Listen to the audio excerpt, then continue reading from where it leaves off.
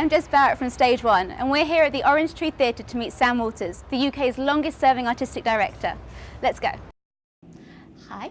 Hello. So, the UK's longest-serving artistic director. How does that feel as a label? How does it feel? It feels I must be very dull to have run around for so long. It's been my life running this theatre. I mean, I never expected it to be, but that's what it's turned out. There are advantages to me, of course, and there are some advantages and disadvantages to the theatre, I think, probably. Because you started this with your wife 40 years ago. Yes, she was involved 40 years ago, and she's been involved ever since, and other people. I mean, there was I made some phone calls to people I had worked with as a director, and most of whom lived in this area, and just called a meeting and said, I've got an idea, come and have coffee. I mean, could you ever have imagined that it would have been so successful and had such a long run? Well, no, I mean, one didn't know. Things were springing up quite a lot at the end of the 60s, beginning of the 70s, and we were part of that movement. But no, initially one thought something might last for 6 months, a year, 2 years, 5 years. Various things sprung up. Some fell apart because the people went, or because they lost their premises, or whatever. But no, we didn't.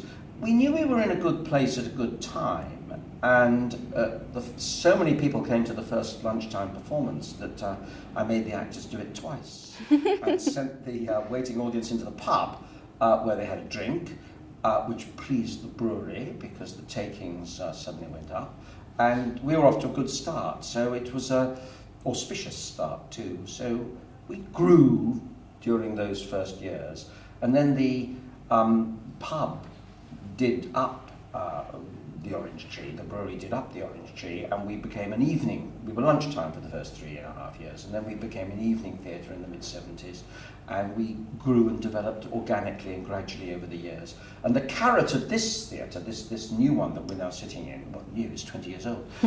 We've had 20 years in the pub and 20 years here. But the carrot of the possibility of a theatre on this site was dangling in front of my nose.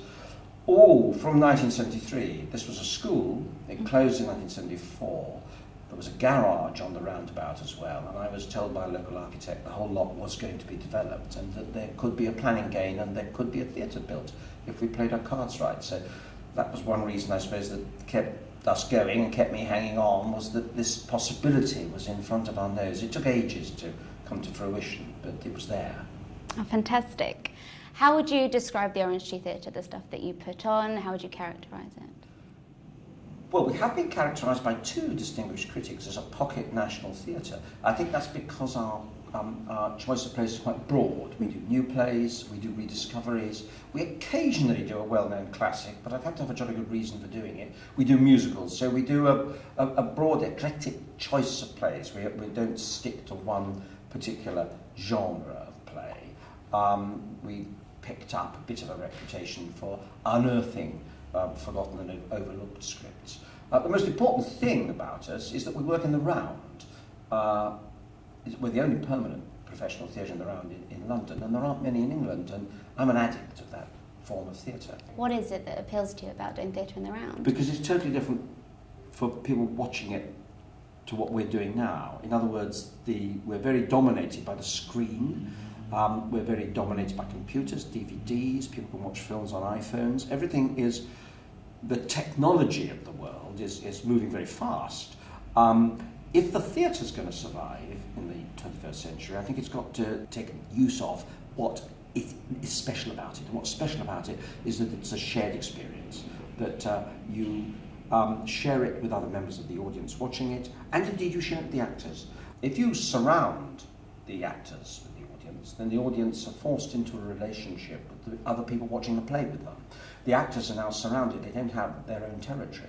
The communal atmosphere created by that situation is totally different from watching a screen, which is a private activity. Watching the television, going to the cinema, doesn't need other people. It can be a private activity. Theatre can't be a private activity, it's a shared experience.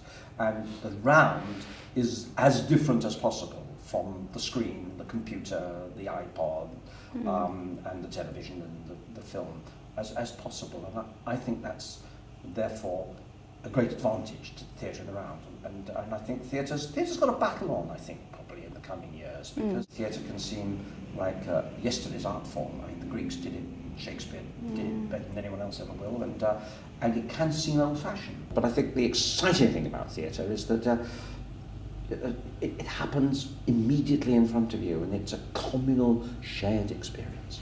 In the spirit of theatre fighting on, what advice would you give to young artistic directors, young budding people that want to follow in your footsteps? Oh gosh, I don't know. They have to just follow their own drives and bents.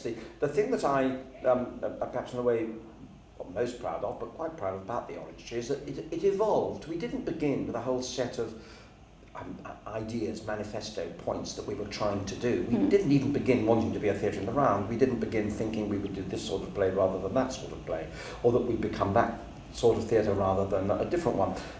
What happened grew and developed in some organic way, and I think one of the things in life that you've got to try to be open, not put blinkers on, try to let yourself be influenced by things. So I don't think I have any advice. I used to get asked quite a lot, a few years back, not so much now, when people were starting theatres, but I used to say, well, it's a bit like thinking, oh, I'm thinking of getting married, you're married, can you tell me how to do it? No, I can't really. You've got to do it yourself, I think. So did you always want to be a director? Did you start off in that sense? No, when I was at university, I acted, and it never occurred to me to direct at all. And then I went to drama school, to LAMDA, and trained as an actor, and never thought I never had any intention of being a director. It was at LAMDA that I learned something about what acting was about. I didn't when I was at Oxford. I think I thought it was quite a lot about showing off, I think. But once I knew a bit more about acting, I started, as I went on doing it for the first 3 or 4 years of my career, to lose some interest in my part in the play and become more interested in the play as a whole. And then I did slowly decided that I would like to direct or to try to direct plays, and I suppose I wanted to be in charge in some gentle and cooperative way. So what have you got coming up next season then at the Orange Tree? Well, after The Conspirators, there's a new play by David Lewis called How to Be Happy, which I think is government policy now, isn't it? I mean, I think, isn't there, the government is very keen that we should all be happy. Yeah. In fact, funnily enough, it's coinciding with nearby in Kingston that the whole month of October is devoted to happiness. It's very strange, I've just found a leaflet. Happiness is obviously something we all try to pursue and fail, probably. Then we're doing a play by James Saunders, who's dead now, but he was very important to us when we started, and he remained so throughout his life, and we've been doing his plays over all 4 of our decades, and we're doing Next Time I'll Sing to You, which was reviving it. We did do it in the 1970s. When it was done in London in the 1960s, it made a big impact, but by and large it's a forgotten play, and he's an overlooked playwright, and so it's right and proper that in our 40th season he should be part of it. And then at Christmas we're reviving a 1908 play by St John Hankin called The Charity That Began at Home, because again we wanted the season to represent as broad an aspect of our work as possible, and we have done revivals from the late Victorian Edwardian period quite a bit, and therefore that one should be included. Last season we did a play by a playwright we'd never done before, and indeed I'd never heard of really, until I unearthed him and read a play of his. We did a play called Mary Broom, which was hugely successful, which my wife Aura Smith directed excellently. And there's another play of his called The Conquering Hero, and there are more than one other play of his, which we're doing after Christmas, which is about pacifism, which is a powerful play. And again, that having done one play of somebody's, I think, well, let's follow that with another one. Don't just do one. Let's now see if there's something else from his canon.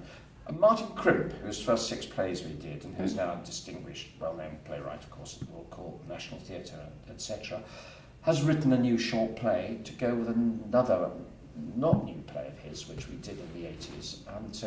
And we haven't done a play of his since we've been in this new theatre. So we're going to have a new Martin Crimp after Christmas. And there's something, or even 2 things, or even 3, yet to be decided on. So that's what I shall be busy working on over the next few weeks. That sounds very exciting. Hope so. Well, thank you very much. Thank you.